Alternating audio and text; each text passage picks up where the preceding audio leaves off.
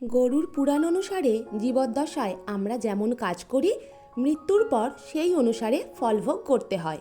কলিযুগে কয়েকটি অপকর্ম করলে তার ফল হিসাবে সোজা নরকে গমন করতে হয় বলে জানানো হয়েছে গরুর পুরাণে। নমস্কার বন্ধুরা, রে অফ হোপ চ্যানেলে আপনাদের সকলকে স্বাগত জানাই। আশা করি সবাই ভালো আছেন এবং সুস্থ আছেন। আজ এই ভিডিওটিতে আমি আলোচনা করব কলিযুগে কোন কোন পাপ করলেই মৃত্যুর পর সোজা নরক গমন করতে হবে। তাই বন্ধুরা, ভিডিওটি স্কিপ না করে মনোযোগ সহকারে শুনবেন। ভালো লাগলে অবশ্যই লাইক, কমেন্ট, শেয়ার এবং সাবস্ক্রাইব করে পাশে থাকবেন।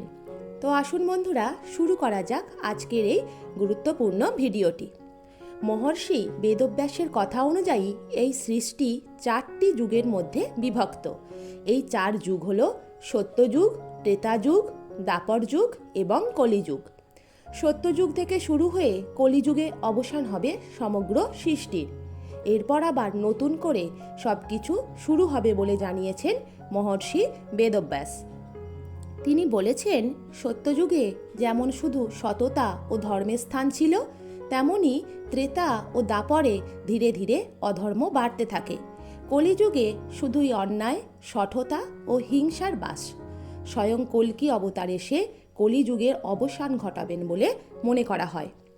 প্রচলিত বিশ্বাস অনুসারে শ্রী বিষ্ণু যখন তার বাহন গরুর পাখির সঙ্গে ধর্ম, কর্ম, নীতি, নিয়ম এবং মৃত্যুর পর পাপ ও পুণ্যের নিরিখে স্বর্গ ও মর্ত নিয়ে কথা বলছিলেন, সেই আলোচনাকে তুলে ধরেই রচিত হয় গরুর পুরাণ।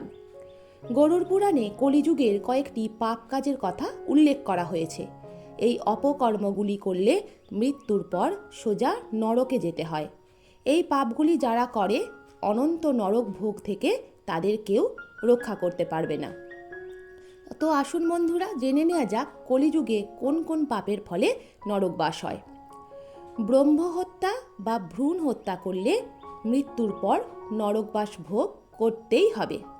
দ্বিতীয়ত, গর্ভবতী মহিলাকে হত্যা করলে সেই ব্যক্তিকে মৃত্যুর পর অনন্ত নরক যন্ত্রণা ভোগ করা থেকে কেউ রক্ষা করতে পারবে না। তৃতীয়ত, কারোর সঙ্গে বিশ্বাসঘাতকতা করে যদি বিষ খাইয়ে কেউ হত্যা করে, তবে সেই ব্যক্তি মৃত্যুর পর সোজা নরকে যাবে। চতুর্থত, ধর্মগ্রন্থ, শাস্ত্র ও বেদ পুরাণের অসম্মান করলে নরকবাস করতে হয়। পঞ্চমত, অতিথিকে অসম্মান করলে এবং দরিদ্রকে খাবার ও জল না দিয়ে অপমান করে তাড়িয়ে দিলে নরক যন্ত্রণা ভোগ করতে হয়। এরপর অচেনা নারী বা পুরুষের সঙ্গে শারীরিক সম্পর্কে লিপ্ত হলে তার শাস্তি নরকভোগ। দুর্বল ও অসহায়ের ওপর যারা নির্যাতন চালান, তাদের নরকবাস কেউ ঠেকাতে পারে না। মহিলার সম্মান হানি করলে এবং এই পাপ কাজে অপরাধীকে সাহায্য করলে মৃত্যুর পর নরকে যেতে হয়। এছাড়া নিরপরাধের বিরুদ্ধে মিথ্যে সাক্ষী দিলেও তার শাস্তি কিন্তু নরকবাস হয়।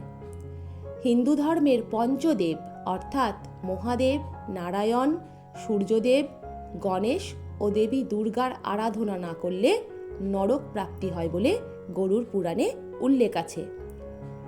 এছাড়াও নিজের সুখ বা লাভের জন্য পশু হত্যা করলেও নরকে যেতে হয়। তো বন্ধুরা, কেমন লাগলো আজকের ভিডিও? আশা করি আপনাদের ভালো লাগবে। আর যদি ভালো লেগেই থাকে, আমার চ্যানেলটিকে লাইক, কমেন্ট, শেয়ার এবং সাবস্ক্রাইব করে পাশে থাকবেন। আরও একটি নতুন ভিডিওতে আপনাদের সঙ্গে দেখা হচ্ছে। সবাই ভালো থাকবেন, সুস্থ থাকবেন। ধন্যবাদ।